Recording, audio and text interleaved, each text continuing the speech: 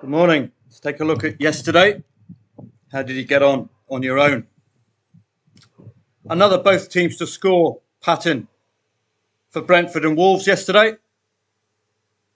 Wolves coming out on top. 2.2 the favourite, just giving Brentford slight favouritism here, but a really good Christmas for Gary O'Neill. 2 consecutive wins. Huang Li Chan, the main protagonist there. Not sure if there was a real trading angle there. 2.2 the favourite pre-match. No real strong angle regarding Brentford. So I'm not sure I would have laid Wolves 0-2 up. Chelsea and Crystal Palace, well, this is a London derby. So in that regard, it's tough to unpack. But the market's gone for Chelsea. Chelsea, we know, Crystal Palace, we know, do struggle with that second goal. So we've got some workmen in the new house. Hopefully it's not. I'm near enough to the microphone that you're not going to be impinged. Well, Mudryk scored first for Chelsea, so yet again, there's no real trading angle, but possibility of laying the draw, dependent on the in-play stats. Got a whole raft of changes about the hour mark, which is typical. And Madueke penalty. So another unlucky match for Roy Hodgson. A late penalty in the 89th minute. Bit gutting for old Roy. Have some Baileys, Roy, to get you through that one. Again, no real trading angle. Everton, Manchester City. Both teams to score yet again in an Everton match against one of the big guns. So do note that. Everton leading as well. That was possibly gettable, surely. They do have a both teams to score no record. Very strong one. But as I alluded to against Tottenham, they could be found out against more prolific goal scorers, which is indeed the case here. Manchester City had a case to prove as well. A number of really poor results of late. This was a chance to get back to winning ways after their FIFA World Club Cup trick. So you could have taken on Everton, lay over 1.5 goals, back Manchester City +1. If those odds are too short, head off to the match odds market, back Manchester City half stake, lay Everton half stake as liability. So there, you'd have got a nice return very early in the second half. That would have just eased your concerns.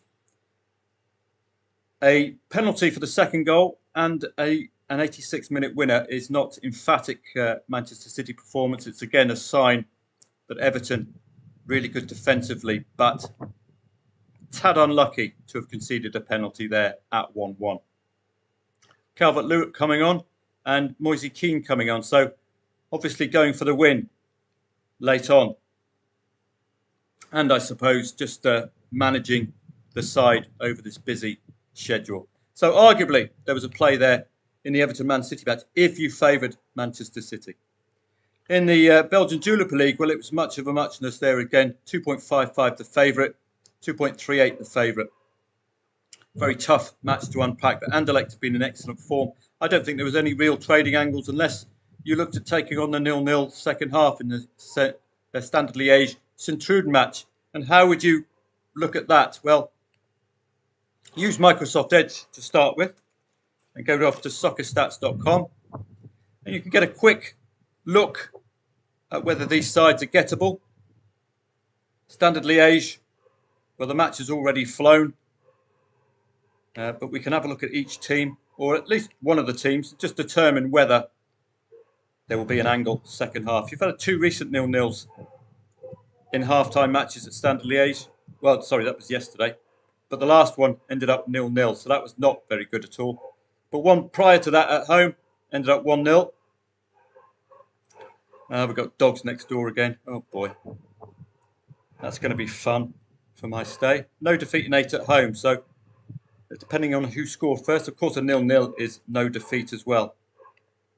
Majority of goals, well, very few scored at home, only 9, but 67% of those coming at home. Look, similarly for Sint-Truiden. So you do this at half time. That's a natural break you'll get to investigate these matches. So having a look at Sint-Truiden, do they have a good record of 0-0s at half time, ending second half? We've also got a specific table you can use as well. So we'll see if I can find you that table. So I'll press this one, and we'll move down to the table. I like the head-to-head format. It's more familiar to me. So don't forget, it's a away form for the away side. You've got no nil-nils at all this season away from home. That should give you an indication, the possibility of that nil-nil ending second half. And again, you can use the goal times table. Away for the away side, home for the home side. You see 67% of goals conceded away have come second half. And if you also look at the scores, 4 nil-nils at half-time away, none at full-time. So in that regard, with St Truden, you'll have the green light, I think, to take that nil-nil on second half. But it's a tricky one because it's 2.55 the favourite. You don't know how the draw will react. Well, 86th minute, Fujita, the market would be thinking that's done and dusted. So you'd have got a really good odds movement there. Unlucky again, Standard Liège, a bit like Roy Hodgson conceding that late penalty. That was really about that yesterday. Israeli Liga Ha'al, 1.25 Maccabi Tel Aviv. Again, too many mince pies, I think. 0-0 at half-time. You could have laid the draw second half, dependent on the draw odds. Hopefully Maccabi Tel Aviv score first. If they do, draw odds will rise markedly. Similar story with 1.36 Maccabi Haifa. And these nil-nils can be pretty good for you to collect. You get a really nice, it's a simple lay to back trade. You get a really nice odds swing.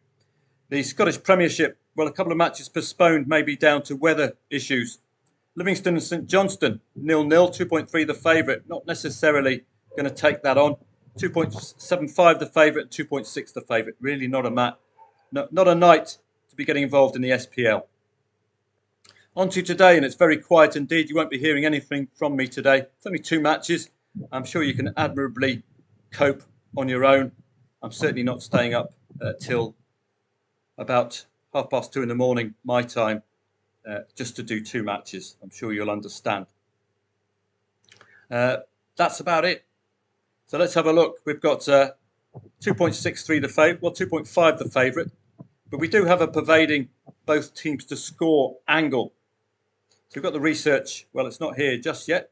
So let's head on over to Footballtradingprofits.club, where you'll have the research up there. So let's have a quick look. You'll find the daily research once you log in. It will be available at Footballtradingprofits.club as well. I'll put everything there for you. And normally that's where you'll find a live chat webinar as well. I'm umming and ahhing about doing one on Friday because we've got our old pals back. The English Championship, English League One and English League Two, which have been really, really profitable of late. We had an absolutely superb session on Boxing Day, and that was one of 3 consecutive very profitable sessions. We just can't keep up with the amount of trading angles that are there. Brighton and Tottenham, only 2 wins since the 30th of September for Brighton. Should sound some alarm bells, but their usual 2+ goals a game has become a little more sporadic, as you can see there. 1-0-1 latest. That will not be enough, you suspect, against Tottenham Hotspur today.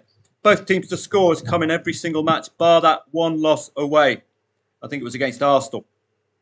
But they bounced back to another both teams to score in the next match. That both teams to score means they're scoring in every single match, bar 1 this season. Only 1-0 at half-time, as well as another Brighton pattern, which might continue, given Tottenham, and particularly Richarlison's return. He has been the difference for Tottenham under Ange Postecoglou, who must be delighted to have him back. 3 consecutive wins for the Spuds now, scoring 2+ goals, bare minimum. Wins against Newcastle and Everton, but we know that Newcastle are in free fall at the moment under Eddie Howe. 2.4 tells you the market can't split these two, but if you have an opinion, run with it during the match, particularly the Brighton both teams to score angle, if Brighton score first, and noting in the last 3 Brighton matches, they haven't scored that second goal, so they might be gettable, particularly if Richarlison is playing. Look at what he's done recently. He scored in each of the last 3 wins, 4 goals in total. He has tended to open the scoring as well. He is the difference for Ange Postecoglou at the moment. Could be the difference in tonight's match. Brighton need to refine those 2 goals, you'd think, to really have a chance of 3 points. So looking at this, if Richarlison is playing, there's a possibility that Brighton, if they score first, might be vulnerable to an equaliser. Arsenal and West Ham, this is a London derby. I wouldn't be as dismissive of West Ham as the market has been, given their recent excellent exploits. 5 wins in 7 matches for the Hammers equals Arsenal's 5 wins in 7 matches. And the market's just dismissed that casually and inserted Arsenal as 1.3 favourite. I like seeing Gabriel Jesus play for Arsenal. He tends to really get in some excellent positions. It could be the difference in what might be a tight match. 1.3, far too short for me. No defeat in 9 at home for the Ars. That could be the reason why they're so short. Scoring 2+ goals in 4 home matches. West Ham have conceded in the last 9 away. 8 consecutive over 2.5 goal matches for West Ham suggests that both teams could score, and one team will have to score at least 2 goals to get a win this evening. It's interesting to look at London derbies, I think. Arsenal 2-2 at home, 2-2 away, 2-2 at home, a 0-1 away win, 0-1 away win. Real patterns. So a possibility of a 2-2 today. That's what these London derbies are telling you. And again, you throw form lines out the window and you ignore what the markets come up with. West Ham, 1-2 away win, 3-1 home win, 5-0 away loss, and 3-2 away loss. So some heavy away defeats and only the 1 win. Both teams are scoring, you'll note, bar that 5-0 away loss. So both teams to score could be possible. Arsenal's odds far too short. I would consider laying Arsenal if they lead, particularly if they lead 2-0 in this match, given their pervading 2-2 goal habit in London derbies. And that's it for today, unless you want to play the Algerian under-21s. I don't think you do. Or the Egyptian Super Cup, Al Ahly and the Pyramids. Come on, the Pyramids. Portuguese La Liga, 2.5 the favourite. Tells you why I haven't researched that one. But if you want to have a quick look, just to get an idea, well, we can have a look again. Soccer stats. The quickest way to research really is to use the challenge table. So we can have a look at this Portuguese match. Estrela and Arouca. I wouldn't be touching this one at all. 2.5 the favourite. Mid-table mediocrity. 2 sides I don't know that well. Arouca are unbeaten in 3. Is that important? They're scoring 2+ goals as well in the last 3. Is that important? 2 clean sheets in 3 matches as well in the wins. Estrela, well, 2 out of 3 home wins, losing 0-1 to Moreirense, 0-1 to Porto, and 0-1 to Guimarães. Might give you an angle in. It was an emphatic win for Sporting Braga, but that's what they tend to do. So they're only just losing at home, Estrela. Is that important?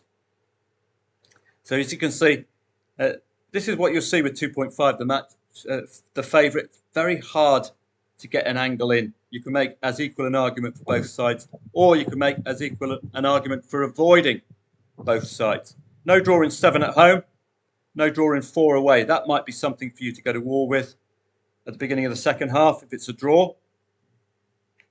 But as I say, 2.5 the favourite. The market's already telling you we haven't got a clue. Use your in-play stats, please, or don't play at all. 9th against 14th, you'll see that Estrela are unbeaten home and away against 7th and lower, only tending to lose against the top 6. So in that regard, they're looking pretty good, but they have not met any of the bottom 5 at home this season. They're playing one of the bottom 5 today. Arouca tend to do all of their defeats bar 1 against the top 10. And again, they're playing 9th today. They're only just losing, as I say, 1-0. So watch out for that. But against 11th and lower, that's when they start coming alive. So it's a very tricky match. It's difficult for me to get a handle on. It's probably not a match I would play. That's why I keep telling you, whenever it's 2.4 the favourite, you've got to be very careful. Because the market's telling you it's not a match to look at. All 8 Estrela goals scored have come second half. So you might want to take that 0-0 on second half. 4 0-0s at half time at home, none at full time. So that's a quick way to look. The challenge table will be the quickest way for you to get a handle on a match. And you'll see both of these sides tend to do their losing against top 10 sides. But Estrela are unbeaten against 7th and lower. Have a great evening tonight. Tomorrow is very busy. I'm just deciding whether to do a live chat or not because it's a very it will be a very late start for me, 7:45, and this is normally my day off because I do work on weekends for you. And it's looking excellent at the weekend, isn't it? Apart from the Germans, and I think the Spaniards are taking a siesta just to digest those mince pies. We've got Italian Serie A, we've got the English Premier League. We don't have the Championship, League One or League Two because they're appearing on the Friday. Why are they appearing on a Friday? Because they're returning on the Monday. And I could possibly do a live chat for that because that's a 3 o'clock start there, which is 9 p.m. 10 p.m. where I am. So I'm quite happy to do a live chat. And these have been extremely profitable. The last one on Boxing Day was superb. So if you can attend, please do. And that will be my day off. So I'll have to take another day off somewhere next week, maybe on the Tuesday in lieu of the Monday. Have a great night tonight. You won't be seeing me. It's only 2 matches. You can cope admirably yourself, unless you're playing, of course, the Algerian under-21s, of course. I know there's some big Algerian football fans out there. Have a great day today. I'll see you again tomorrow to unpick what happened last night.